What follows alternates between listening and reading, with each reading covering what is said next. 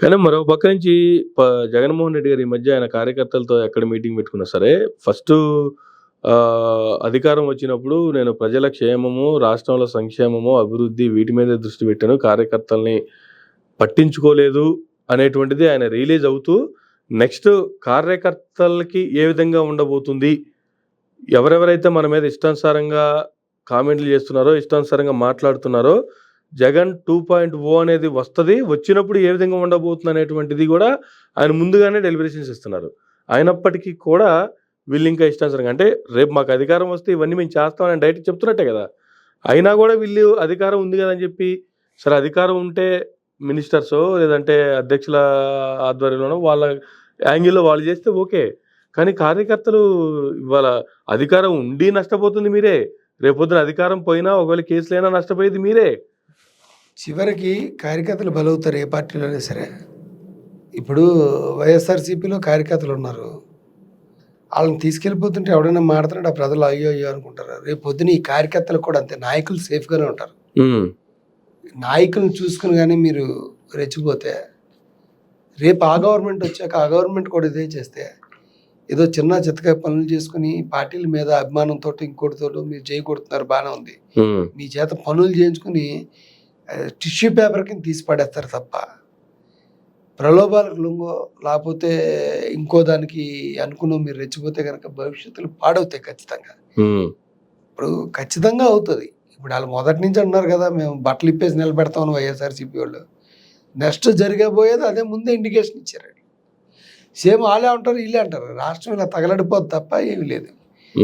నేను అన్నది చంద్రబాబు నాయుడు గారు విజనరీ కాబట్టి, మీకు ఇలాంటివి ఎన్నో చూసి ఉంటారు కాబట్టి, మీరు కూడా వారితో పోటీపడి ఈ రకంగా, వాళ్ళు యువకులు, రాజకీయాలు కొత్త, కానీ మీ రాజకీయ అనుభవం ఏమైంది?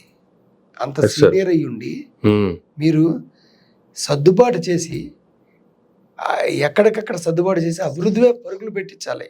అసలే రాష్ట్రం బాగా వెనకబడి ఉంది, అప్పులు ఎక్కువ ఉన్నాయి, మీకు బాధ్యతలు ఎక్కువ ఉన్నాయి. దీన్ని గాలికి వదిలేసి వాళ్ళని అరెస్ట్ చేసేయడం, వీళ్ళని అరెస్ట్ చేయడం మీద పెడితే 10 సంవత్సరాల నుంచి దాటిన కూడా ఇప్పుడు మాట్లాడిన అరెస్ట్ చేస్తున్నా ఉంటే చూసి జనాలు నవ్వుకుంటారు.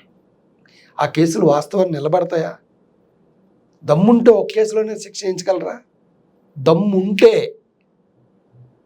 నిలబడవు కోర్టులో, ఛార్జ్షీట్ వేయరు. పోలీసుల మీద ఒత్తిడి తెప్పించి మీ కార్యకర్తలను తృప్తి చేయగలరేమో కానీ అసందర్భమైన సెక్షన్లు, పద్ధతిగా తీసుకెళ్ళిన వ్యవహారాలు నోటీసులు ఇవ్వకుండా, అక్కడ వాళ్ళ పేర్లు చెప్పారు, వీళ్ళ పేర్లు చెప్పారు, కస్టడీలో రేపు పొద్దున ఆన్న అరెస్ట్ చేస్తాం, ఈయన అరెస్ట్ చేస్తాం, అరెస్ట్ చేయడానికి పనికొస్తాయి తప్ప పోలీస్ కస్టడీలో ఉన్నది చెప్పింది అది చెల్లుబాటు అవుతుందా? పోలీస్ కస్టడీలో పలానా ఓడి వల్ల నేను మాట్లాడానని చెప్తే ఇవన్నీ మీ స్టేషన్ వరకు మాట్లాడుకునేంత వరకే కదా, మీరు క్రియేట్ చేసి మాట్లాడుకున్నట్టు. కానీ పోలీసుల దగ్గర ఇచ్చినటువంటి స్టేట్మెంట్ ఏది చెల్లుబాటు కాదు, కోర్టులో జడ్జి ముందు మాత్రమే ఇవ్వాలి. ఇవి మీకు తెలియనివి కాదు కదా ప్రజలు కూడా. కానీ వీళ్ళకి కావాల్సింది అక్కడ పోయిన తర్వాత ఏమవుతుంది, ఆడదాకా వచ్చిన తర్వాత పరిస్థితి ఏందనేది పక్కన పెడితే ముందు అరెస్ట్ చేసామా లేదా అన్న యాంగిల్ మాత్రమే అదొక్కటే పరిగణలోకి తీసుకున్నారు కదా సార్. కార్యకర్తలు ఒత్తిడికి లొంగిపోయి ఎక్కడ రాష్ట్ర వ్యాప్తంగా అరెస్టులు జరుగుతూనే ఉంటాయి. నాకు అక్కడ అన్యాయం జరుగుతుంది, ఇక్కడ అన్యాయం జరుగుతుంది, ఆడు మిమ్మల్ని తిట్టాడు, నేను మిమ్మల్ని తిట్టాడని చెప్తుంటారు. దానివల్ల ఏంటంటే ఇదేముండదు, రేపు పొద్దున్న మీ టైం వస్తుంది. 5 సంవత్సరాలు అంటే విరమణ తిరుగుతుంది. ఏం చెప్పేదంటే సంయమనం పాటించండి, మీరు విమర్శించండి ఫేర్గా, అంతేగాని నోటుకు వచ్చినట్టుగా ఈ నాయకులను తిట్టద్దు. ఎవరిని తిట్టినా కూడా అది 100% రాంగే.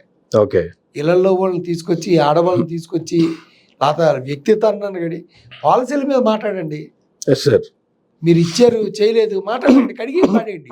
అవును, అంతేగాని వాడని వీడని లేకపోతే వాళ్ళ కుటుంబాల మీదకి వెళ్ళి ఇలాంటి అవి దోషపూరితమైన నేరపూరితమైన ఏ పార్టీ వాళ్ళు చేసినా దాన్ని బేస్ చేసుకునే అరెస్టులు జరుగుతాయి.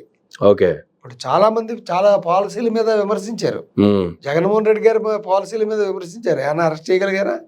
తెలుగుదేశం పార్టీలను విమర్శిస్తున్నారు, వాళ్ళ మీద ఏమైనా కేసులు ఉంటున్నాయా?